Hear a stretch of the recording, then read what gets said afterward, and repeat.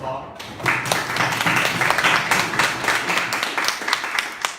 My name is Razak. I'm a third pronouncer in the day. I'll let my analyst introduce myself from left to right. Cool. On the motion that was announced, I'd like to invite the panelists that they have.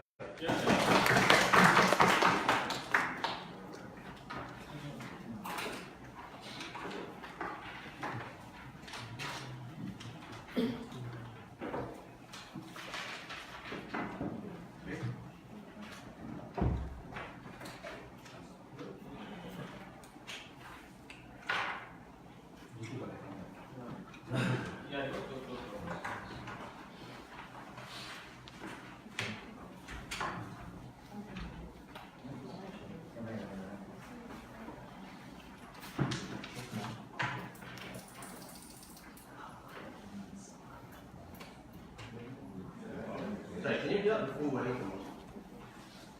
This House, as Imran Khan, would attempt to significantly decrease the influence of the military over Pakistan's politics. Alright, all this.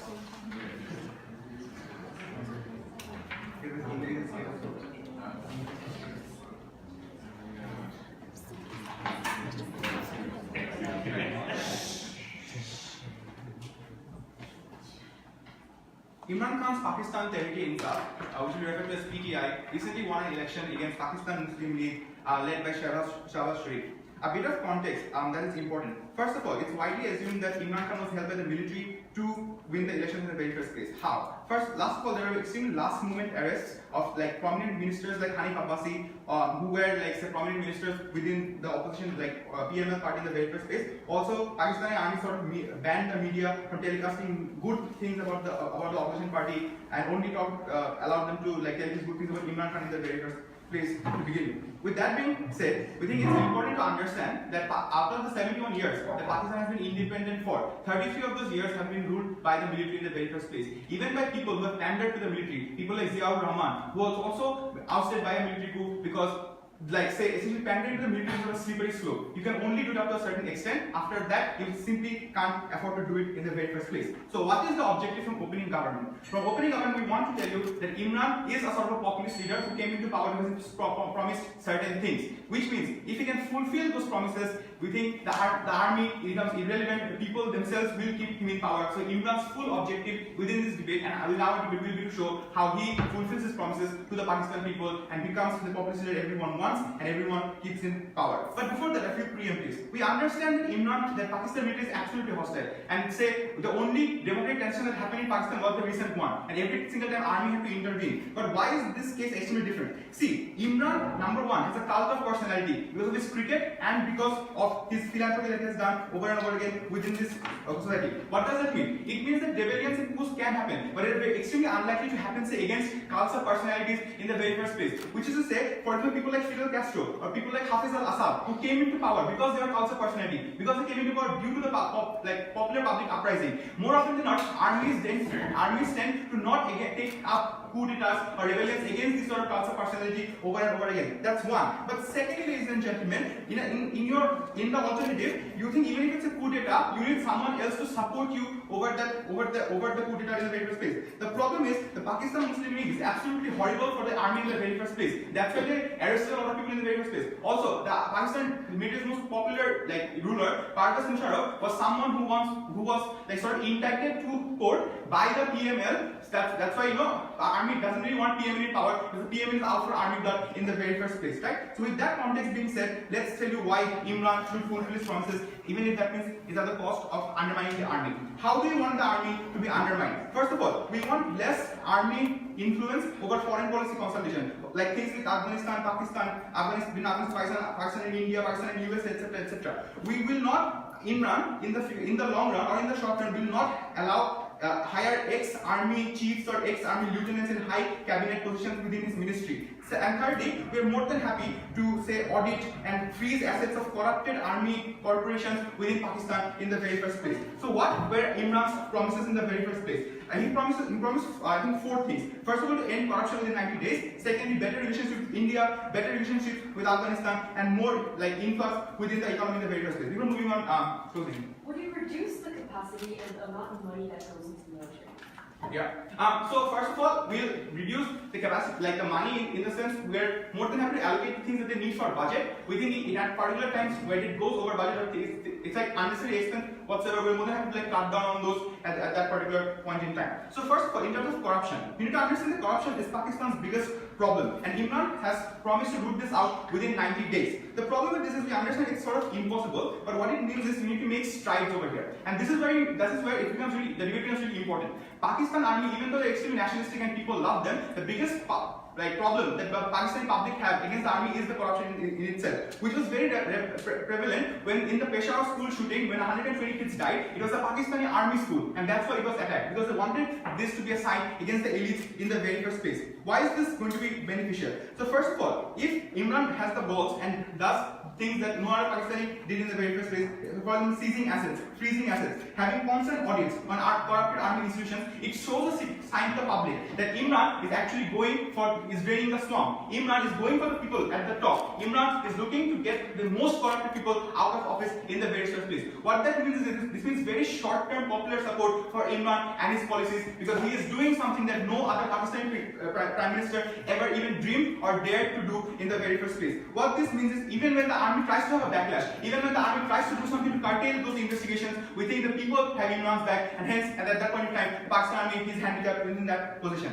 Secondly, in terms of growing relations with India, the army over here, ladies and gentlemen, does not want good relations with India because they think they need to win this war against India and win the war against Kashmir. Sure, we can't really solve the war against Kashmir over here, right? But the problem with this is that India and Pakistan relationship in the short term has a lot of economic gains for Imran Khan as a whole. What are those economic gains? First of all, access to the Tista water rights. Right? In a lot of cases, Pakistan is one of the countries after South Africa which is struggling with water quite a lot. We think these sort of deals that happen in the short run make sure that regular Pakistani people have the short-term problems solved in the long run. But secondly, in a lot of cases, if you have to take the army's influence into account, then the main economic target of Pakistan isn't development, but it's a rat race with the Indian military in terms of who can buy the best weapons, who can buy the best fighter jets, who can buy the best tanks. The problem is that people are fed up with this mentality in the very first place. That's why, in a lot of cases, there's no popular outcry of the Pakistan general public to have a war with India. Most of them want peaceful negotiation, peaceful relationship, but the army is constantly not allowing to do so. We think in a case when Imran goes against the Pakistan army and make sure that these negotiations are done by him and him only, we think it is at that point of time this sort of problems are fulfilled. And thirdly, and most importantly, the economic benefits. The problem with this is Imran wants the China-Pakistan economic corridor to take place and have development for Pakistan. But the problem is the Pakistani military is against Chinese investment for multiple reasons. The main reason being this will anger the US. The problem with this is, say, the Pakistani public has a consensus that they do not like US funding, because US funding a lot of times depends on whether or not you agree with US policies. So when Pakistan joined the war on terror after 9/11, they had a lot of IMF funding, but the moment they stepped out of it, they had no IMF funding whatsoever. The Pakistani population is angry on the United States of America and the World Bank institutions, but the Pakistani army needs their support, right? But then Imran publicly goes ahead and endorses, say, institutions like Iran and like degrades institutions like the World Bank or the IMF. But in a long run, at that point in time, his popularity goes as well, and the moment he can deliver more economic benefits through the China-Pakistan economic corridor, I think when he delivers electricity, that means at that point in time, he has a lot of public support as well. What is the objective of this debate? The objective of this debate is to show to you how Imran Khan can deliver his promises without the help of the army. But more than that, I think the objective of the debate is to show to you that if Imran Khan becomes a populist leader that everyone hopes he is, I think he will be protected from the army. Thank you.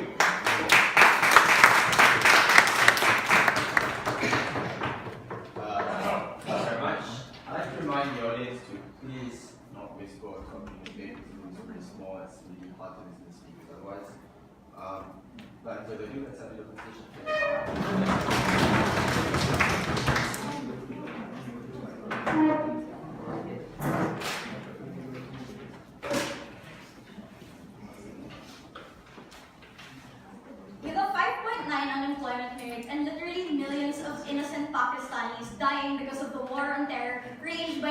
waged by the U.S. government. We think that ultimately anti-corruption was the last thing that won Imran Khan his seat in power, right? In fact, we think that it's anti-interventionist policies or like his anti-interventionist platforms and pro-poor platforms that actually led him into power to begin with, right? But we think that the very question of this debate is what exactly is the most politically strategic thing for Imran Khan to do, right? Because the actor of this debate isn't necessarily the Pakistani people and what might be good for them, but it's ultimately the interest of Imran Khan, and can Imran Khan's goal ultimately be achieved without the presence of strong military influence over politics, right? Which is why our counter proposition for today's debate is clear, right? We think that we're going to forge alliance with the military in the same way how Imran Khan has already formed multiple alliance and government coalitions ever since he won majority seats in the National Assembly, right? We think that this is a move that Imran Khan has already been doing in status quo, right? But aside from that, we think what we're going to do on our side instead is that we're going to use all of this lobbying power not to go against the military,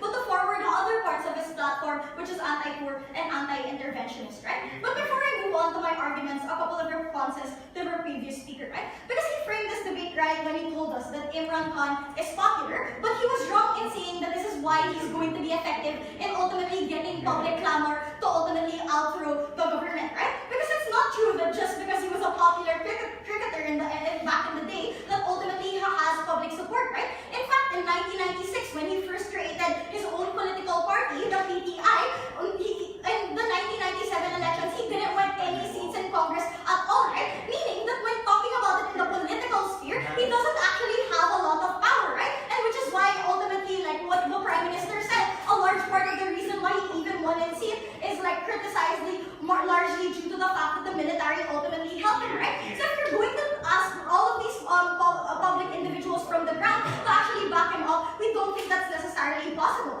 But secondly, he told us that ultimately, like anti-corruption is this big deal, right? That we're going to eliminate it within 90 days, right? We think that ultimately, a large part of their prop in this debate, a large part of their proposal about like freezing certain assets of corrupt politicians can also happen within our side. But we think how we're going to do it on our side is we're going to do it indiscriminately, right? We think ultimately on their side is how they aggravate the military is because they're specifically targeting these military individuals and preventing them from gaining more influence over Pakistani politics, right? We think that this is only going to aggravate the military. It's going to make him harder to ultimately achieve his long-term goals and the rest of his promises at the end of the day, right? No, thank you. But on to like my first argument as to why his internal goals are going to be better achieved at the end of the day, right? Because what exactly, like aside from his platform, what exactly is the interest of Imran Khan, right? And we think that his ultimate interest is the same as any other selfish politician, which is ultimately to stay in power, right? We've seen this in many moves about how he's lopsided from one side to another, wherein like earlier on he criticized the military, but recently, like the reason why he won like the elections was because he was ultimately pandering to the military, right? About how in the past he was initially against the blasphemy laws, which led death penalty for insulting Islam, but in 2018 he recently started backing that law, right? Which means that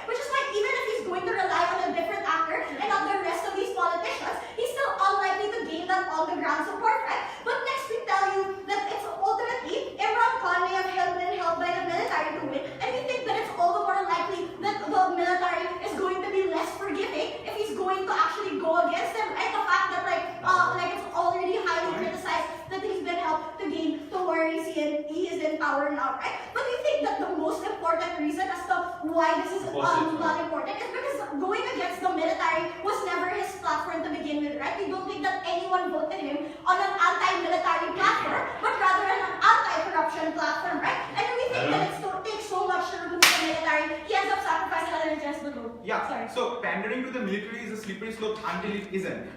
Very popular leaders like Mohammad Ziaur Rahman and Zulfikar Ali Bhutto pandered to the military. When they made the coup d'etat, the only thing that was stopping was public support, which they never had. So what is the trade-off over here? Literally everyone that you talk about in the past who's ever tried to go against the military has been terminated or assassinated or whatnot, right? There's never been a prime minister that has ever completed a term because that's just how powerful the Pakistani military is. But ultimately, we think that if you're so against the military, we think that there are bigger problems, right? And this is where I'm going to go to my second argument on the interest of regional stability, right? We think that ultimately it is only with the help of the military that Imran Khan can achieve his goal of anti-intervention. Why was this an important goal for him, right? Because Imran Khan sympathized with the innocent Afghani people who got involved with the bloodshed because their home became a playground for American war, right? We think that Afghanistan is because they're at the border of Pakistan. We think that 34 billion was ultimately invested in them. Pakistan lost 80 billion and 70,000 people have ultimately died, right? We think saving the innocent lives is more important than trying to symbolically outthrow this military government, which can ultimately help save those lives at the end of the day anyways. We think that in the future, we can ultimately outthrow this military government, but we think that the most important thing now is saving the lives of those people, is being anti-poor and being anti-corruption. Thank you.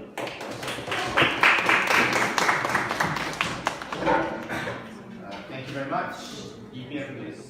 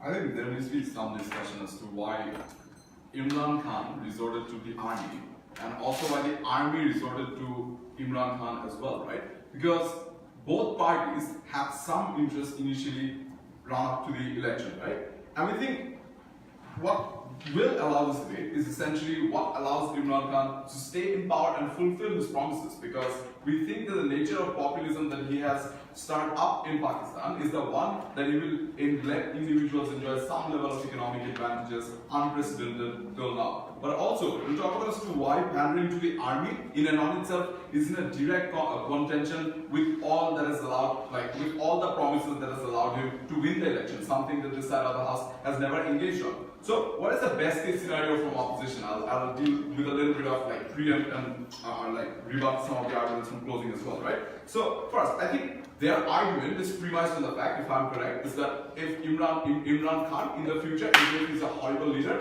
can still stay in power by making sure that the army can silence oppositions and whatnot, right? But here's the problem. I think the nature of the populism is the one in which he has delivered certain promises, and these promises in and on themselves, the Pakistani army will never allow them to fulfill. Which is to say that even in the future, if individuals and Pakistani army does try to silence individuals and force them to vote for PTI, I don't think that's essentially going to happen, because individuals will not have an incentive to vote for Imran Khan if they don't get any sort of benefits from the China-Pakistan corridor, or if they don't get improved relations with India. Which is to say that even if the army tries to silence media, I think in modern day technology, I think these individuals can always reach out to international media and tell them as to what is happening in their country and essentially get a fair election, right? I don't think the type of support that Imran Khan would they want Imran Khan to resort to is essentially going to help him if he cannot fulfill his promises. But why can't like essentially he fulfilled his promises. Most of the rebuttals are going to be like integrated, but like a few ones like exclusive, right? So they come up and tell us that look, he does not have a lot of power. I think the nature of the model that we essentially propose does not ensure that Pakistan, like Imran Khan, in his infancy in the power, essentially gives up any sort of military control whatsoever. We're doing a slow process, right? First, we don't essentially cut down on budget as Mayu would want us to, right? We don't think we would like take away weapons from them and like decrease the military's influence militarily, right? Or make them a weaker military. But what we essentially do is we ensure like we have puppets or like individuals who listen to Imran Khan as army chiefs or like in important army positions, which is to say that you get to control the army and essentially make them less autonomous. But also, we make sure that no ex-army chiefs are essentially in power, which is to say that over the process of these 4 years, when Imran Khan essentially has significantly weakened the military, he's already a leader who has fulfilled like a list of promises, and he doesn't need the army to essentially silence media because he's going to be popular among the voters. But also,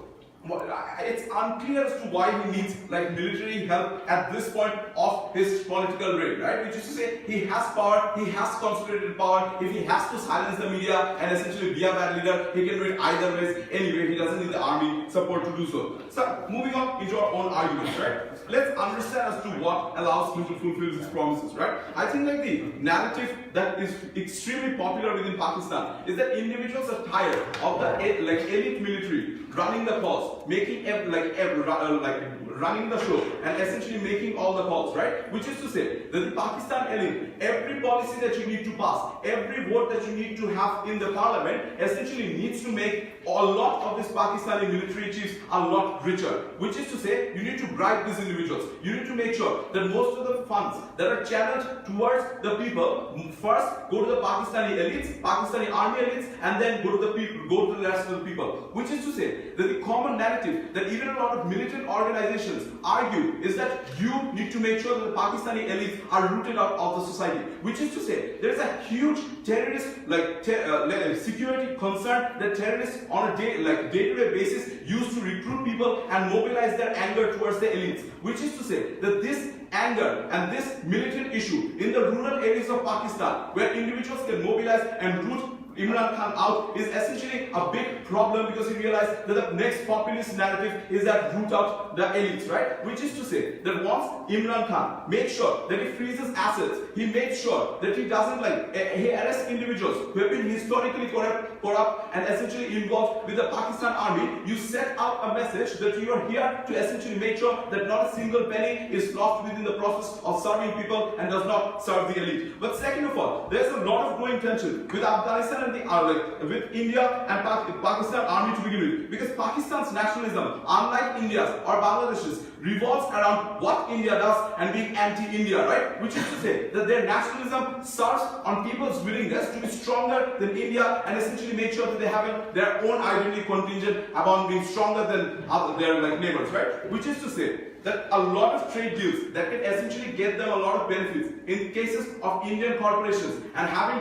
trade deals with India that will allow them to fulfill a lot of loans that the CPC has essentially garnered. Which is to say that a lot of economic benefits that you can have and essentially make sure that you take advantage of them never happens because essentially the army needs that anti-India rhetoric. Yes, ma'am. So if Imran Khan was elected on a nationalist platform and the military is also nationalist, aren't the militaries just as natural allies in achieving the kind of things that he wants?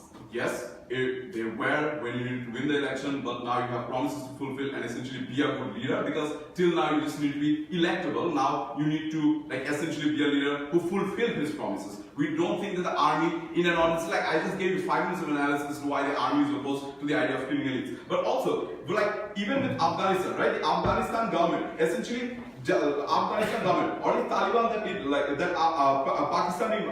Pakistani government would like to negotiate with for better refugee deals, for controlling, for increasing border control to reduce opium intake within their own country, to make sure that they economically become better, not only become economically better, but root out the drug problems in a lot of rural parts of Afghanistan and Pakistan. Can't essentially happen because there's a general mistrust within the Pakistan army and Afghanistan.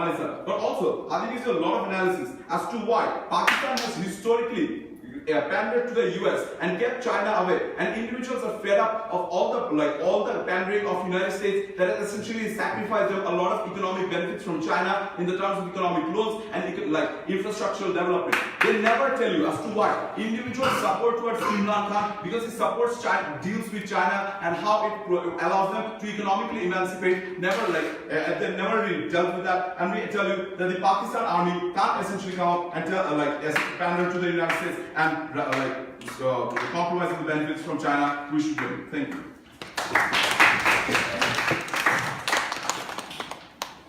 Thank you very much. That's Adina.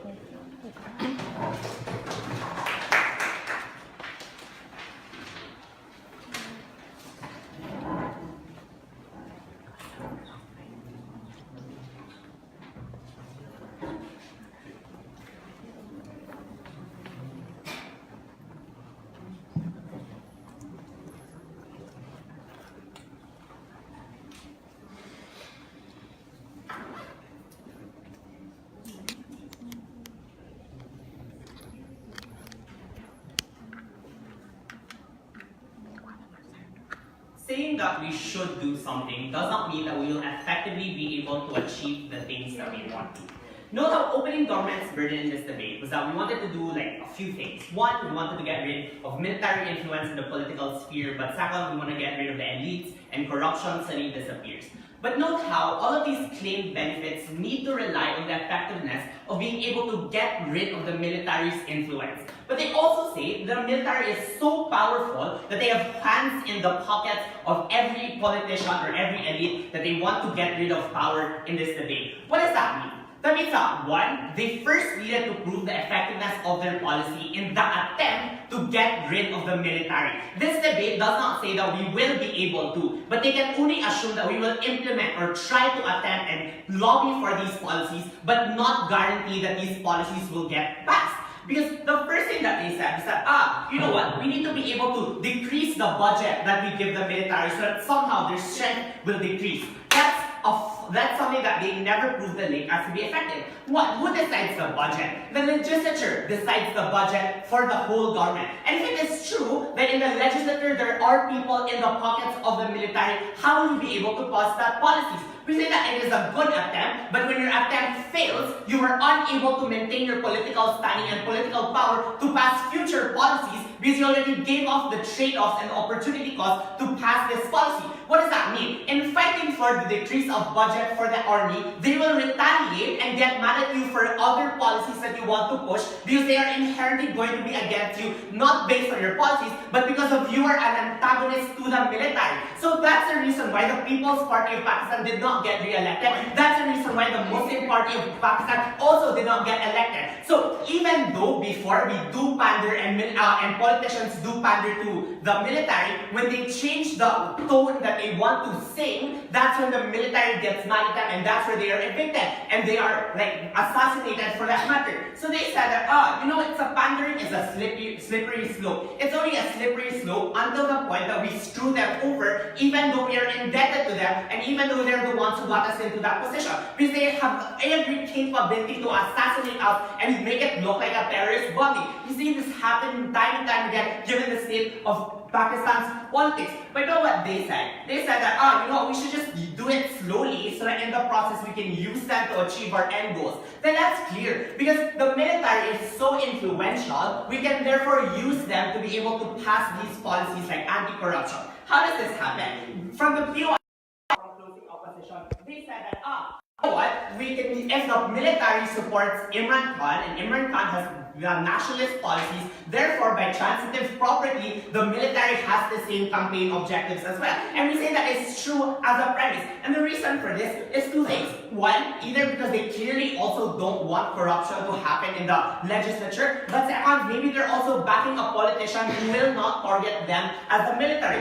Why do we say this is important? Because one, note how not all politicians are friends with the military. So that means the military has also a hit list for corrupt politicians it wants to get rid of. Why is this an opportunity Imran Khan can use? Because if the military doesn't want them, Imran Khan doesn't want them, both of these both interests can align such that we're able to stimulate the people to revolt against the people that are corrupt, even though it's not everyone that's corrupt. So we say that on net, if we're able to get rid of some corrupt politicians, it's better than no corrupt politicians when Imran Khan is deposed from power. And we say if we have a control of the media, we can show the people that, hey, these are the corrupt people we're able to get rid of, and that's why you should still continue to support us. And we say we can only achieve that when we use the political capital that the military has. So we say that we can go against the enemies of the military rather than making new enemies out of ourselves. This opening government strategy was to get mad and hate everyone that has influence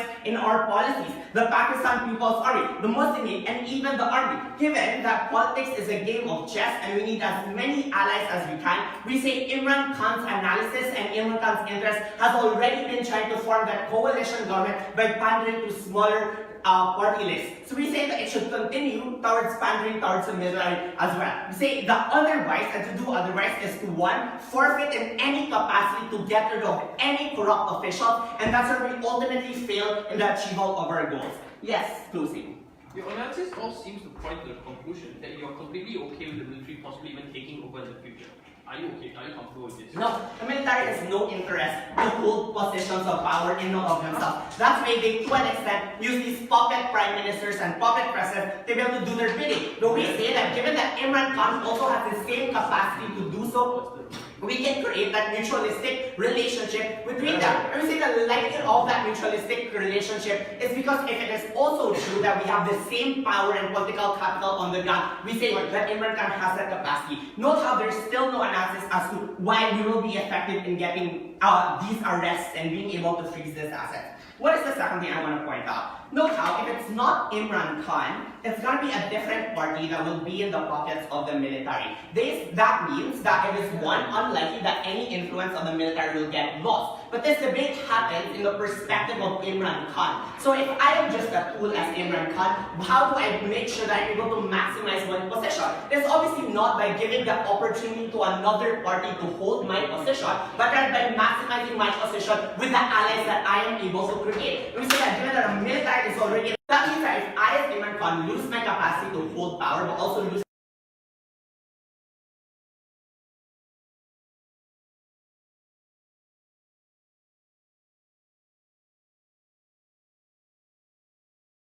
ultimately loses out in this debate. But lastly, about trade relations. We say that China profits and benefits out of a more destabilized form of government. And we say that when we are antagonistic towards the military, they are able to hold hostage key industries for us to be able to pay off our loans to China. What does that mean? If we're not able to pay off our loans because the military hates us as Imran Khan, and this assumes that we are staying in power for a long time, we lose our assets to China such that we are unproductive and people will all the more hate us in the rural areas. We need to keep a hold in our capacity to be productive such that we're able to pay back these loans if China is the goal. But note even the West does not want to associate with politically unstable democracies, and we say it is unfavorable for us to make an enemy out of the army. We're proud to oppose and stay in their pocket.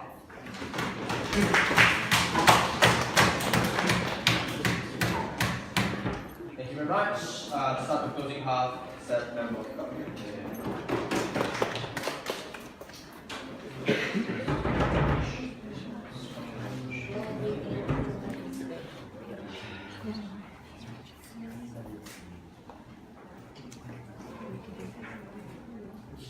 Closing government's frame is a very simple one. Imran Khan is not an ordinary politician. He is uniquely the only successful politician in Pakistani, in fact, most of Pakistani history, to not come from one of two major dynasties. As such, his priority as someone who has enjoyed celebrity and has taken populism to a new degree in Pakistan is one of renewal and one of legacy. And that means making sacrifices even at the risk of failure, because Imran Khan aspires to something far greater than what any other politician in Pakistan has done so far. I'm going to be talking about three things. The first thing I want to talk about is what the likely outcome of open opposition's policy is, because they asserted it without any evidence. They don't even analyze on their side, and open government doesn't call them out on it.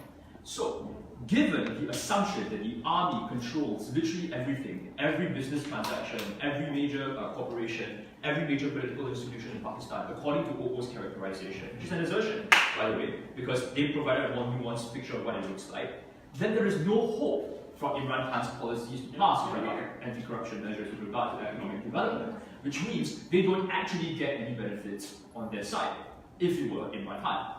So like, they talk about two ancillary benefits, right? The first of which is saving lives if Imran Khan is a subject of a coup. And A, they have yet to prove that Imran Khan will be the subject of a coup, and I'll explain to you what the most reasonable scenario would look like. And secondly, they also assert that we will somehow not be able to pay back loans to China, despite the fact that these are non-contentious policies that any military-backed candidate that succeeds Imran Khan, assuming he was a subject of a coup or he was ousted in an election, will be able to do anyway. So there are no unique benefits on the side of the opening opposition. But even if Imran Khan is selfish, we tell you he's going to lose, right? At the point in time in which he caves into his selfish desires, he will lose subsequent elections because he will become as deeply unpopular, if not worse, for betraying the public's trust than any other candidate that has been fairly open about it so far. And as a result, he's not going to get what he wants either.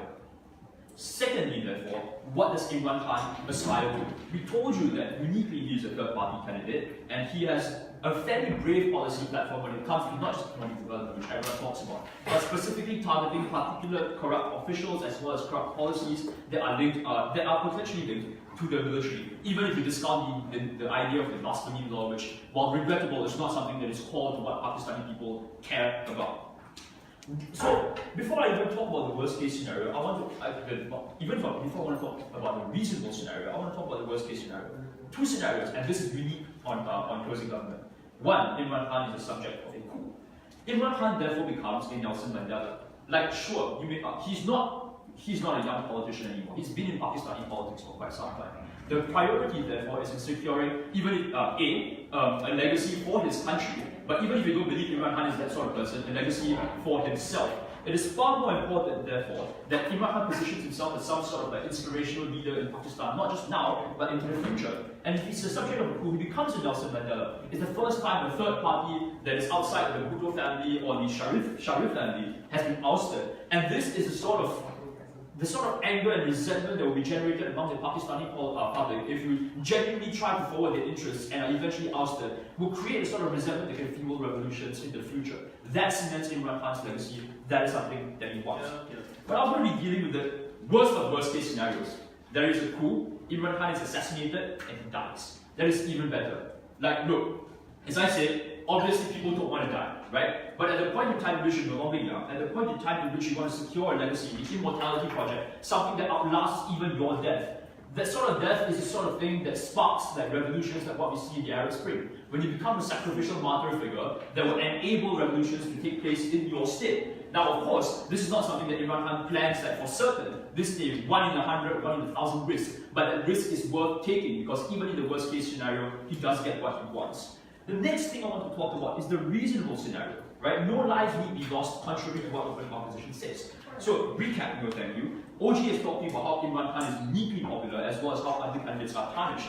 Furthermore, and this is unique to closing government, like, coups are actually not going to be an option, right? To the extent that the army wants some degree of stability in terms of governance so they can forward at least some of its interests, no thank you. But more importantly, the fact that General Pervez Musharraf, the previous president of Pakistan and the de jure army-backed candidate, was super unpopular and eventually ousted and charged in court, means that the army realizes that its best course of action is not to actually implement the coup, but to support candidates who we believe can advance its interests, which means you've got some leeway. The army will work with Imran Khan up to the point where they feel supporting a super unpopular candidate is worth the risk, is a better option, as bad as the option is, than supporting Imran Khan. That gives you leeway.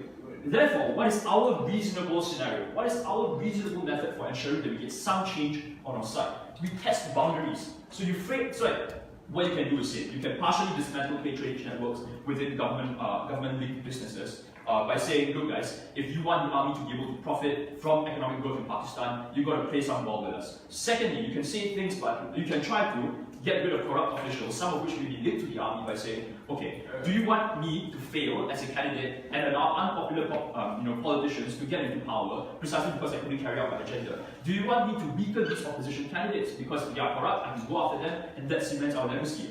Can you say things like, if you don't allow us to get rid of at least a few corrupt officials that are linked to the army, you're not going to get what you want. You can't get what you want. But for me, one, yes. There are other prime ministers who have already tried and failed to go against the military. None of them have become a symbol for revolution. What makes Imran Khan so different? Right, so Imran Khan is completely different, mostly because he's not affiliated with any, directly by blood with any of the major political parties or major political dynasties in Pakistan.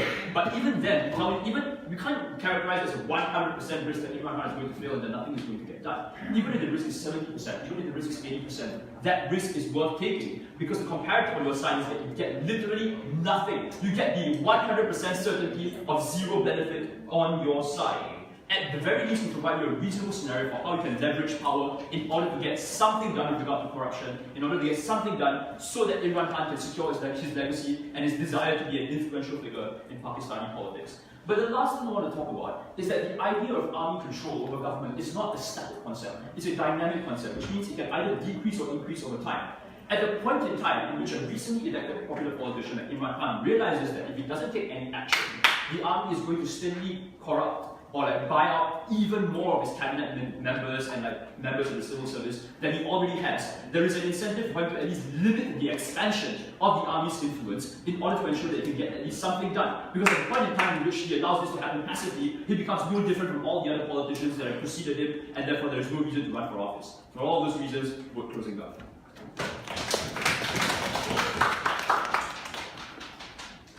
Thank you very much. Let's open the floor.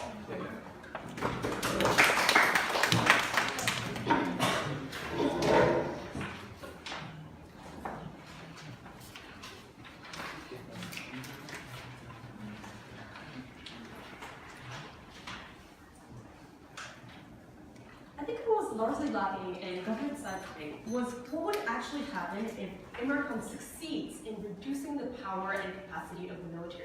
Because we think that this is a huge harm to the security of the entire country of Pakistan. What we're going to extend on opposing opposition is two things. Firstly, we'll talk about why we can why the military will, Imran Khan will be able to oust this military, how the military will be able to oust Imran Khan out of his position, but we will talk about on opposing opposition why we shouldn't, even if Imran Khan is capable of. Secondly, what we will talk about is why the military is actually beneficial as an actor for achieving the very goals that Imran Khan set out to do as a politician, and why even by the metric of opening government and also by closing government, we still should take this debate. So let's talk firstly about what is going to happen if Imran Khan succeeds, if you manage to reduce the strength of the military. Because what opening government set out in this debate is that in the long term, what they're going to do is reduce the amount of money that goes to the military, they're going to be able to update weapons, they're going to reduce the independence and diffuse policymaking of what the military is capable of doing. Especially in the current context where the United States has already reduced military spending towards Pakistan by $1.3 billion for being soft on terrorism, what is going to happen on their side of the house? They are going to fundamentally reduce the ability of the military in order to be able to combat domestic armed groups and terrorism. And this is a huge issue within Pakistan right now. Why? In the past, between 2007 and 2014, we have seen 7,500 people dead as a result of terrorism. In February 2016, 2017, 90 people died and 300 people were injured because of one terrorist attack. A similar attack occurred on March 27, 2017, and similar attacks have been occurring in various places in Pakistan ever since. What happens on their side of the house? A, they take away any power of the military to be able to combat these terrorist attacks. Right now, the military is the only actor who can monitor potential hotspots of terrorism, who can prevent attacks if they are happening by actually shooting the people doing it, who can prevent the attacks from getting worse by mobilizing aid in order to help the people who are being affected by this attack. That means on their side of the house, terrorist attacks will occur more, and they will occur worse with more people dying. That means that more people are likely to succeed at terrorist attacks on their side of the house. Why is this particularly bad for Imran Khan, right? We see why it's bad for Pakistan, but why is it bad for Imran Khan? Because he will be blamed for making security far worse under their side of the house. Because usually, the premise of this argument is that people care more about their brothers dying in a random bomb attack, especially in elementary schools, rather than like the price of rice maybe rising by $10 or whatever, right? We think that economic interests under their side of the house are far less important than the lives of the people that they are going to sacrifice by making the military weaker. And this is especially in a context where Pakistan does really not have any other methods of combating this terrorism. The police force is also corrupted, right? You're not getting aid from India or America or any other external countries, which means that there are going to be huge casualties as a result of implementing this policy. Which means that for Imran Khan, people will not vote for him in the first place. If this happens, then he will not be able to maintain the popular support that he managed to galvanize through nationalism and corruption. But the second thing that is going to happen is that maybe someone will shoot him, right, because they blame him. We think that that is not in his interest at all, and that's very, very harmful. But the second premise of this argument is that, like, if you are not able to maintain security, we think it's far less likely that you will be able to create anti-corruption rules. It's also far less likely that you will be able to achieve, economic trade policies with China or India, because you will be so stuck up on the issue of domestic terrorism that you won't be able to address all of those other issues that you were elected to achieve in the first place. That is why it is important for the military to be maintained in strength in Pakistan, especially given the context right now. Before that, Okay, so reducing the military influence in politics doesn't really mean reducing the number of military officers we have. But more than that, lone wolf attacks aren't going to stop. If people still feel that the elites are stealing their resources, stealing their wealth, and you can also get more intel about lone wolf attacks when you have a better relationship with India and Afghanistan, right? Okay, what we're arguing is that those attacks will be worse and you'll be able to attack them, right? And the second thing is, it's weird that you guys are arguing that, you won't reduce the military strength, because presumably, as opening opposition also said,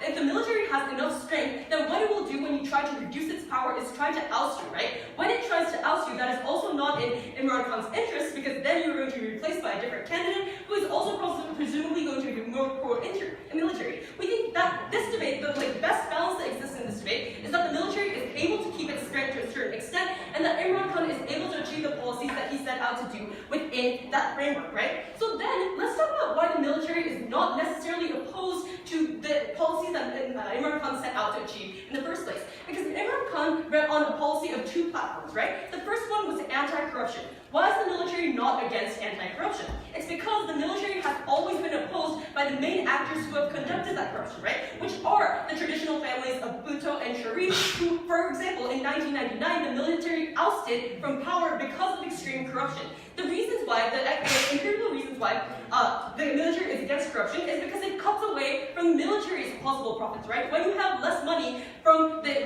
bank of the country in order to be able to buy guns or be able to invest in new weaponry, that reduces the military's power and that reduces their ability to combat domestic terrorism or fight against India. We think that that is why they do have an interest in not having corruption existing, which is also in line with what Imran Khan wants.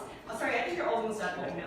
So that means that Imran Khan and if the military is also anti-corruption and Imran Khan is also anti-corruption, we think that they're natural allies, right? What is the reason for Imran Khan to oppose them? But the second thing is nationalism, right? And we think here, opening government was very disingenuous in their characterization. Because we think that the people of Pakistan, they might want economic benefits, but what they want more is to see a strong Pakistan seen opposing the interests of India and seen battling against them valiantly or whatever, right? We think that what happens on their side of the house is they reduce, especially in a context of increased nationalism also in India, where the BJP and Modi have a lot of power, the ability of Pakistan to combat this India and to be able to see as opposed to it, right? When India is already hiding intentions, when you reduce the military strength, you reduce the ability for Pakistan to stand up to them. But even if you want to talk about economics, right? We think the premise of a working economy is having a non-dysfunctional country. And if you want Afghanistan, sure, vote for their side of the house. But we think that if you want a Pakistan that flourishes and that works well, then you do need to have a military that is able to keep stability and security within our country. And when you fail to enable the ability of this country to do that, then we think that our side takes it.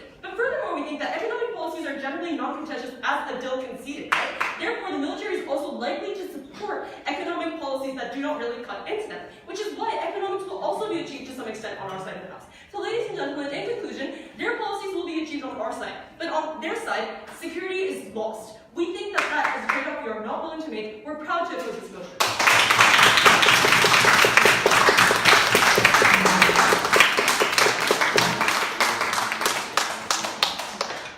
Thank you very much. Let's have the government wait.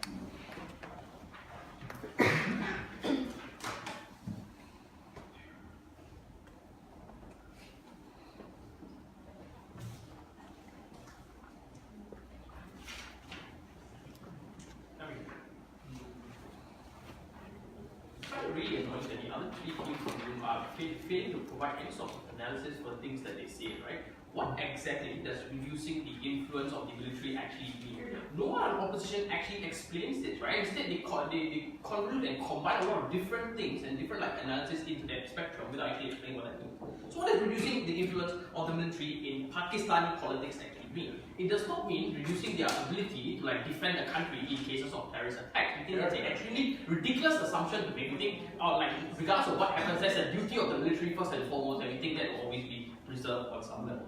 Instead, what we are actually talking about is, number one, reducing the ability for the military to sway the people's public perception and to push certain agendas into politics. That's why Adil, for example, in his extension, talks about how Imran Khan needs to move away from the mistakes of the Bhutto family and the Sharif family and instead forge his own ground as a leader in Pakistani politics. Secondly, reducing their influence also means preventing any ability for the military to try and interfere with the long-term alignment and goals of Pakistan. It is not true that the interests of the military are the same as the interests of Imran Khan, because Imran Khan is not completely populist either. While he wants to see Pakistan develop economically, he also wants to be seen as someone who is able to bring Pakistanis into a new era of success and new era of freedom. All those things are things that are not necessarily aligned with the interests of the military. Therefore, we reject CO's entire extension and their premise that somehow reducing the influence of the military in Pakistani politics is going to have a significant impact on the people.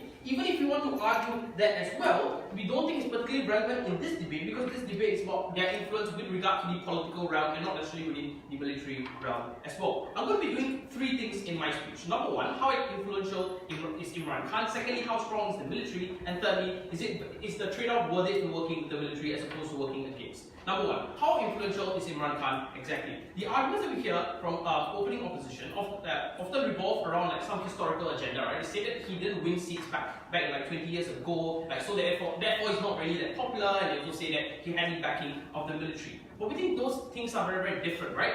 In 2018, number one, he actually won the popular vote via democratic elections, often unprecedented in the history of Pakistan. This is also important because Imran Khan is not necessarily just a populist leader, but is the first genuine leader Pakistan has had in decades. Why? Due to others' extension, right? The Imran Khan project has been going around in Pakistan for over 20 plus years, because literally he started from the bottom, now he's up to the top of Pakistan politics. This analysis, therefore, is particularly important because it shows that he's not someone who's just interested, self-interested in terms of just being a leader. He's also interested and genuinely cares for the future of Pakistan, because he has seen how the country has evolved from military dictatorship to authoritarian dictatorship and has continually transitioned without any hope for the future. That is why in 2018, at the point in time where he has won this election, we think he's significantly influential to the people of Pakistan, even more so than the military. This therefore is also important because this means that any other move that Imran Khan makes from here on out will have greater support from the people as well. This moves on to my second idea, a second analysis on this question, right? What does this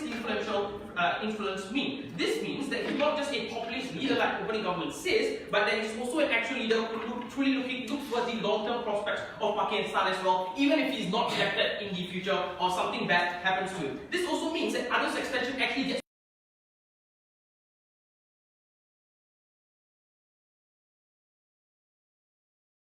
the analysis we get from opposition banks is that it's very generic, right? It's always that the military will always be influential, you can never do anything to stop the military. But we think recent precedents indicate otherwise. Why? Number one, the military actually has latched on to Nawaz Sharif's party for many, many years. Why did they actually switch over to backing Imran Khan to some reasonable degree in 2018? The reason why they did so is because they realized that Imran Khan was likely to win and that he was influential within the party and politics. This means that the military needs Imran Khan as much as Imran Khan needs the military, right? It's not a one-way street where the military can just dictate what he can or cannot do. Therefore, the tables have turned and the environment that Pakistan is operating in is radically different from the world that opposition would have you believe. This therefore means that any measure that Imran Khan takes is also something that the military needs to consider before rejecting as well. Because if they reject, they stand to risk having public support turn against them as well. Why is this important? Public support is important for militaries, for example, especially when they're trying to A, overthrow your people in a coup, or B, trying to turn the tide against you. If those things don't actually happen, it therefore means that Imran Khan has a lot more influence than opposition gives him credit for, and therefore it means that what he should therefore do is to having all the cards in his hand to significantly reduce their influence in politics as well. I'll take close. So if the military is not that strong as you just characterized, what is the necessity of reducing the military's power given that they give all the benefits that we talked about? No, like, so here's the thing, right? Like, if he does not do this, okay, so I'll explain this. Pakistan is currently at a flashpoint where Imran Khan holds all the cards.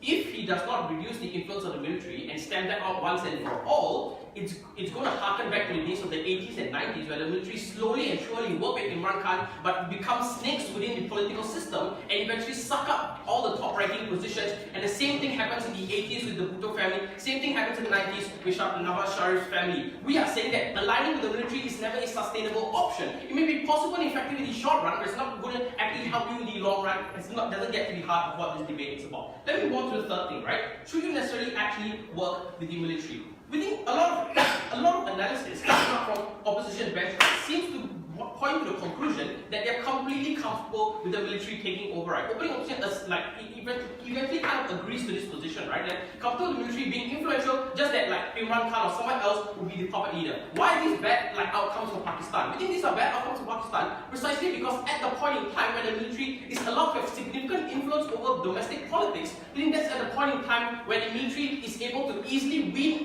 influence away from Imran Khan or any hope for Pakistan in the domestic sphere as well. Crucially, for Imran Khan, what he needs to do at this point in time is to cut off the head of the snake as far as possible in the position of strength that he has. That's why the analysis that we give you in extension is particularly important. Given that he does not belong to any of the dynastic families, he is no longer chained by the history of Pakistan, but instead has the freedom and the bravery to take Pakistan into a new dimension and a new era. Given that this is the advantage that he's working with, he should seek to maximize that advantage and make sure that he's able to remain in power albeit ensure that the people of Pakistan do not suffer. As a result, we think CG clearly takes this debate because number one, we actually analyze how influential the military are. Two, we actually explain the interactions between the military and Imran Khan. And thirdly, we tell you why, given an active debate, this is the best thing and most strategic thing for Imran Khan to do.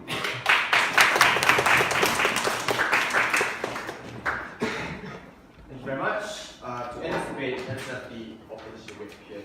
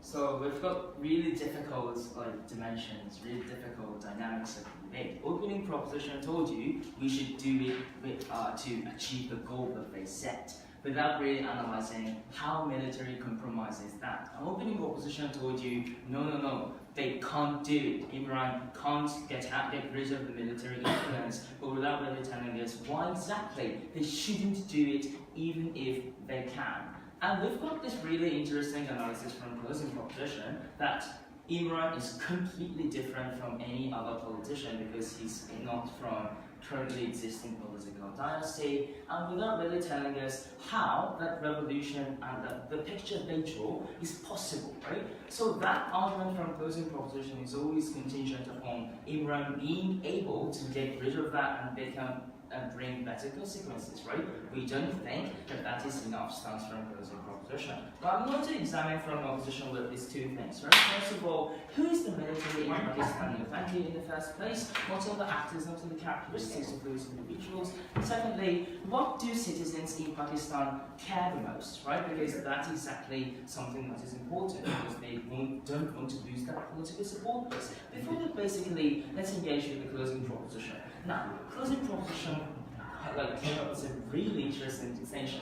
Like, he should be reified in the future, and that country should be a hero that devoted his entire life. Well, first of all, if he devastates the country by reducing substantially our power to tackle the terrorist organizations and any other attacks on that military and devastate the entire people's lives, that is bad reputation. They is the first ones to devastate the entire world. We don't think that's a good reputation. And when you think about it, like Imran's current history, he's not like complete believer.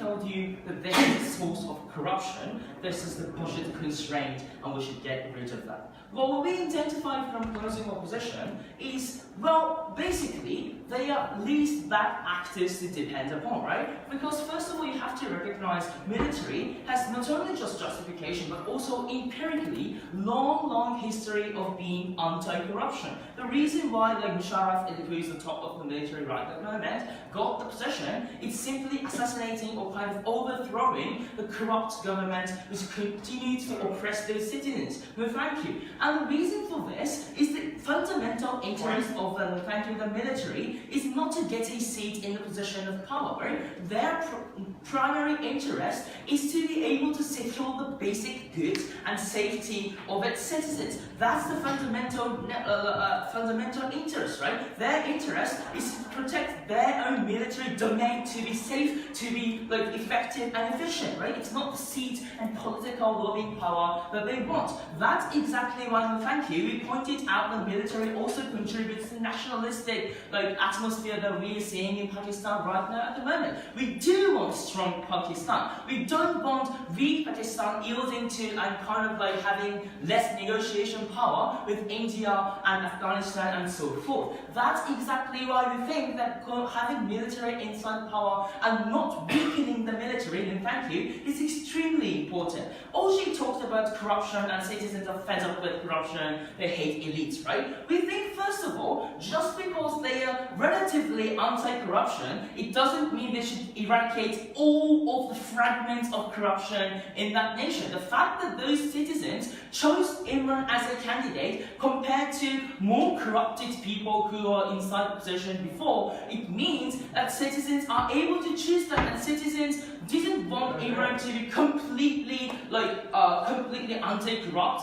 If that is so, they wouldn't have voted for Imran who co-opted the military, right? So they told you that international media will exist, people can access those things. That means that citizens in Pakistan have already enough agency to determine what candidate is best. So under that criteria, they chose Imran, right? Meaning the fact that complete eradication of any fragment of corruption is not inside the interest of Imran, not inside the interest of citizens living in Pakistan, right? So that's basically why we think the military is rather a good actor, at least bad actor, to depend upon and cooperate with. So secondly, let's talk about the true consequence of eradicating that military. I'll take one from closing. Sure. So the army's incentive to pay soldiers and make them loyal to them is to siphon money off public coffers and continue being corrupt. Your interests and the army interests and the interests of Imran Khan don't align. That's why you don't get anything from cooperating with them. We think that, first of all, we reject that premise that army's interest is to get into position and be corrupt. But secondly, we argue that military will be weak under their side, right? So that's exactly the point. Secondly, so there's a reason why people in Pakistan have always been in favor of military in history, right? That's because seeing their fellow citizens dying on the ground is far more visceral than any kind of economic benefit that they talked about. And also particularly within this context, US is gradually retreating from that area, gradually lessening the power to combat terrorist attacks in certain areas. We think that is extremely important, right? How do they compromise that? If they have lower number of military officials that causes less focus, therefore less influence and budgetary control. All she said, military will not be weak, they will still got weapons. That's nonsensical, because if they do have that funds and budget for the military still under their side, the econ problem that they tried to solve will still exist. There'll still be budgetary constraint, right? That's completely nonsensical. Why is this argument about reducing your capacity to tackle tackle terrorism is important, right? We think that what citizens care the most is seeing their families, seeing their friends being harmed by that, right? We think if we compromise our ability to do that, it reduces his fame, it reduces his support base, it reduces every single aspect. That's why we stand on that position.